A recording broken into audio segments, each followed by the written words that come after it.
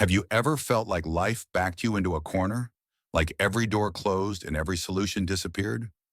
Today we dive into one of the most powerful stories of divine provision, Elisha and the widow whose sons were about to be sold as slaves. A story of desperation, obedience, faith, and supernatural breakthrough. This is the story of Elisha and the widow's oil. The widow lived among the prophetic community in ancient Israel, a place where her late husband had once faithfully served God. But his death left her with something he never meant to leave behind: debt. Heavy, suffocating debt that threatened to take away the only family she had left, her two young sons.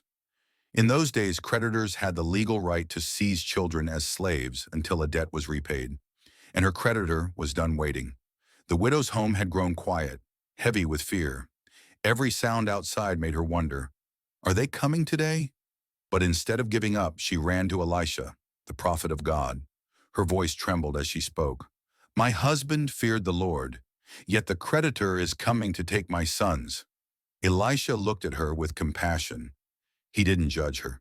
He didn't remind her of what she lacked.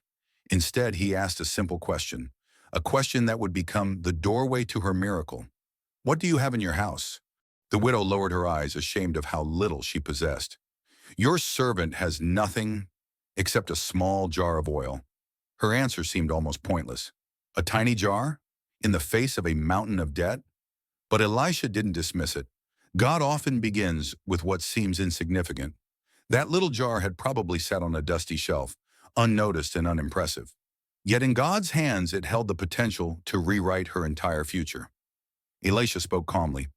Go around and ask all your neighbors for empty vessels, not just a few. It must have sounded strange. Borrow containers when she had nothing to put inside them? But she didn't argue. She didn't hesitate. She hurried to her neighbors' homes, knocking on doors and gathering vessel after vessel. Some were large, some small, some old, some new. But she collected all she could find. The neighbors probably wondered what she was doing, but desperation mixed with faith gave her courage. By the time she returned home, her sons following behind with armfuls of jars, something had shifted. Her house, once filled with fear, was now filled with expectation. God was about to turn not enough into more than enough. Elisha instructed her further, go inside and shut the door behind you and your sons. The miracle God was about to perform wasn't meant for an audience. It was personal, intimate, and meant to strengthen her faith, not entertain the curious. Inside the quiet room, the widow set down the first empty jar. Her sons stood close, their eyes wide with anticipation. She lifted her tiny jar, the jar that had almost been forgotten, and tilted it carefully over the empty vessel. Oil flowed, not a drop, not a trickle, but a steady, generous stream. Her breath caught. She filled one jar and said, bring me another. The boys rushed, placing jar after jar before her. The oil continued, never slowing, never weakening. She kept pouring, her hands trembling, her heart racing. Every empty vessel became full. Every jar she had borrowed found purpose.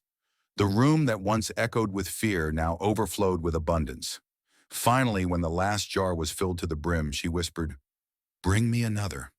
Her son replied, there is not one jar left. And only then, only when all vessels were full, did the oil stop. When the miraculous pouring ended, the widow didn't assume the next step. She returned to Elisha. She had learned that obedience was the pathway to God's provision. With awe still written on her face, she told the prophet everything that had happened. Elisha listened and then gave her final instructions. Go, sell the oil, and pay your debts. You and your sons can live on what is left. Those words must have hit her like sunlight breaking through storm clouds. Not only would the debt be cleared, her sons were safe, but there was more. God didn't just save them from slavery, He provided a future.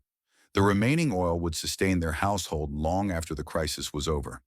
For the first time in a long time, the widow felt the crushing weight lift from her shoulders. She wasn't a helpless victim anymore. She was a provider, standing on a miracle God had placed in her hands.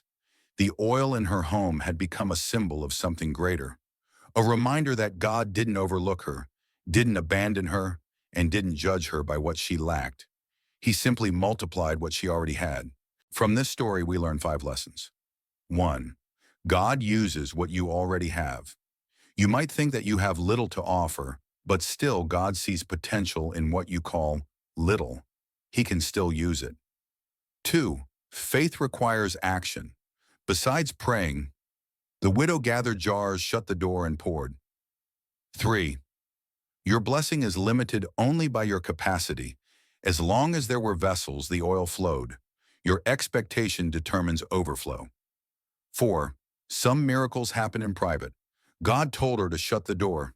Not every miracle needs an audience. Some just need obedience. If this story encouraged you, remember, God can multiply your little, restore what was lost, and create abundance from nothing. Whatever you place in His hands, He can transform.